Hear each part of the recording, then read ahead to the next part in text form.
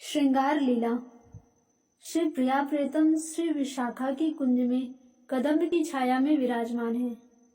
कदम्ब के चारों ओर फूल खिले हुए हैं, उन पर भौरे गुंजार कर रहे हैं। कदम्ब के नीचे आलबाल गट्टा बना हुआ है जो भूमि से लगभग 1.5 हाथ ऊंचा है। आलबाल के चारों ओर की भूमि पर 8-8 हाथ तक संगमरमर लगा हुआ है। इसके बाद बेला पुष्प के पौधों की गोलाकार क्यारी लगी हुई है। बेले के बाद दूसरी गोलाकार क्यारी मल्लिका के फूलों की है। इसके बाद भूमि पर हरी हरी दूब लगी हुई है। स्थान स्थान पर स्थल कमल एवं अत्यंत सुगंधित फूलों की छोटी छोटी झाड़ियां भी लगी हुई हैं। श्री प्रिया प्रियतम दक्षिण की ओर मुख किए बैठे हैं। दोनों की पीठ गट्टे के सहारे टिकी हुई है। श्री श्याम सुंदर के बाईं ओर श्री प्रिया जी बैठी हैं। दोनों के आगे बांस की बनी हुई डलिया में बेला एवं चमेली के फूल रखे हुए हैं। बांस की डलिया केले के हरे एवं पीले पत्तों से जड़ दी गई है तथा उस पर पानी की कुछ बूंदें झलक रही हैं। श्री प्रिया प्रियतम एक धागे में फूलों को पिरो पिरो कर गजरा बना रहे हैं।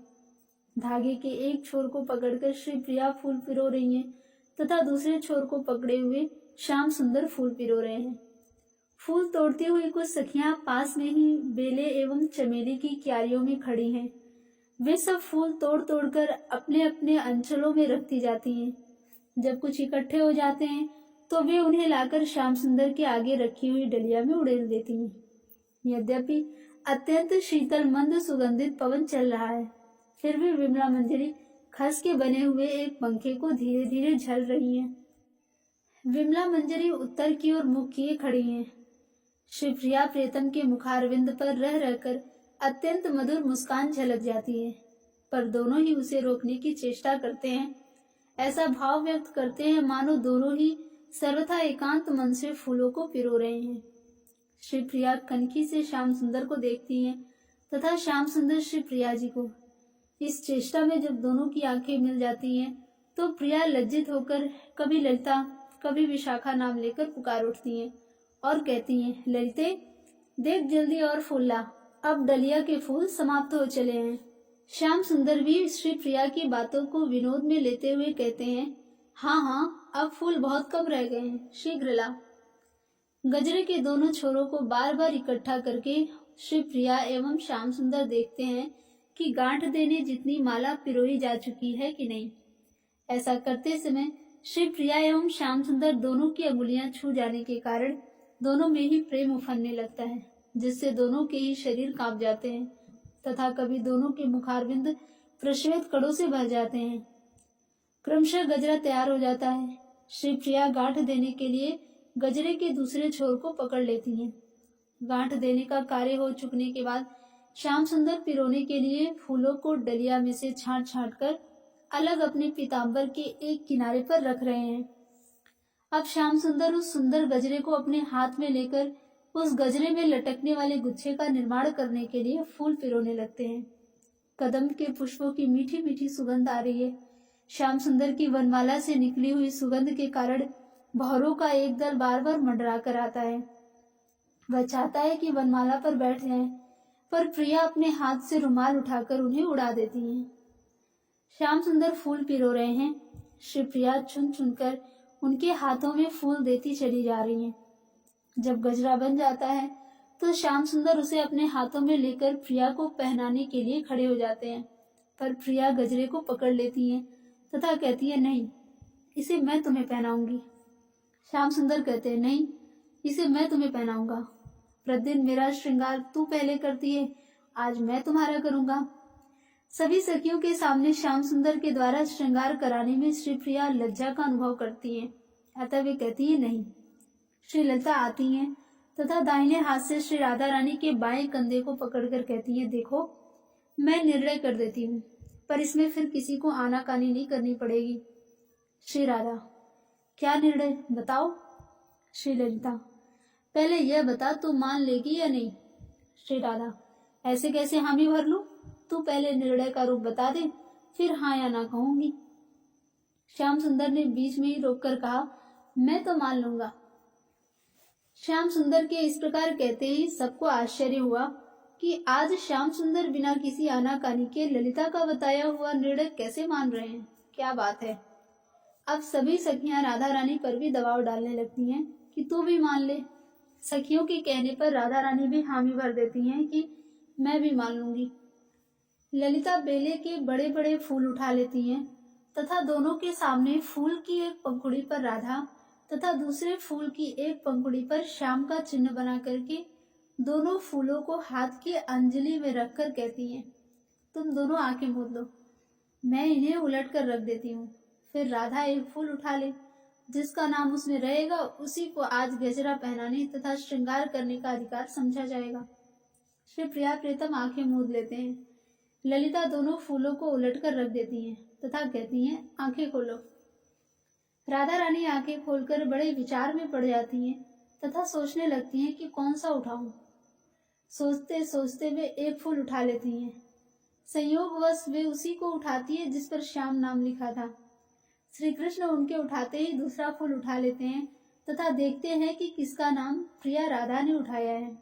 देखते ही वे आनंद में भरकर गजरा श्री प्रिया के गले में डाल देते हैं तथा सखियां आनंद में निमग्न होकर ताली बजाने लगती हैं।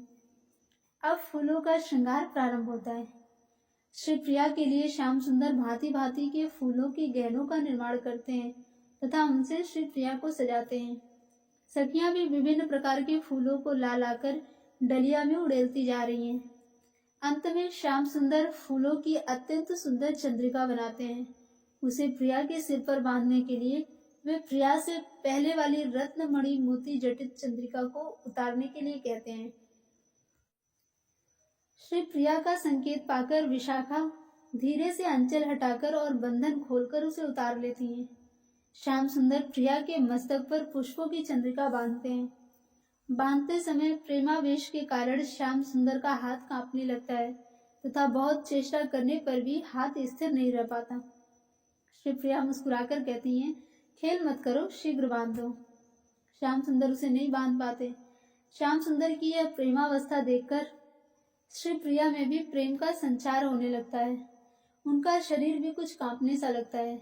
श्याम सुंदर अपने को कुछ संभाल कर मुस्कुराते हुए कहते हैं, मैं क्या करूं, तू सिर हिला दे रही है, इसी से मैं नहीं बांध पा रहा हूँ। श्री प्रिया मुस्कुराती हुई चंद्रिका को अपने हाथों से पकड़ लेती हैं तथा कहती हैं, लो देखो, मैं स्वयं बांध देती हूँ। श्याम सुंदर का हाथ कांप रहा था, इसलिए वे चंद्रिका को श्री प्रिया के हाथ में दे देते हैं। श्री प्रिया जी चंद्रिका बांधने लगती हैं। श्याम सुंदर सामने पड़े हुए दर्पण को उठाकर श्री प्रिया के मुख के सामने करते हैं। फिर भी हाथ रह रहकर कांप जाता है, जिससे दर्पण हिल जाता है। इधर श्री प्रिया दर्पण में अपना मुख देखना चाहती हैं तथा चाहती हैं कि उसमें देखकर चंद्रिका ठीक से बांध लो, पर दर्पण में उन्हें अपना मुख नहीं दिखता। अपने मस्तक के स्थान में उन्हें दर्पण में श्याम सुंदर का ही सुंदर मुख दिखता है। अतः बड़ी कठिनता से वे चंद्रिका को अपने सिर पर बांध पाती हैं। चंद्रिका बांधते ही वे प्रेम से मूर्छित होकर श्याम सुंदर की गोद में गिर पड़ती हैं। श्याम सुंदर उन्हें अपनी गोद में लिटाकर अपने बाएं हाथ से खस के पंखे को पकड़कर झलने लगते हैं तथा दाहिने हाथ से श्री प्रिया जी के शरीर को धीरे धीरे सहलाते हैं। मधुमती मंजरी वीणा के तारों को शीघ्रता से ठीक करके सुर मिलाकर अत्यंत मधुर मधुर स्वर में गाने लगती हैं। तू है सखी बड़ भाग भरी, नंदलाल तेरे घर आवत है री। तू है सखी बड़ भाग भरी, नंदलाल तेरे घर आवत है रे। निज कर गूंथी सुमन के गजरे, हर्षि तो ही पहिरावत है रे। निज कर गूंथी सुमन के गजरे, हर्षि तो ही पहिरावत है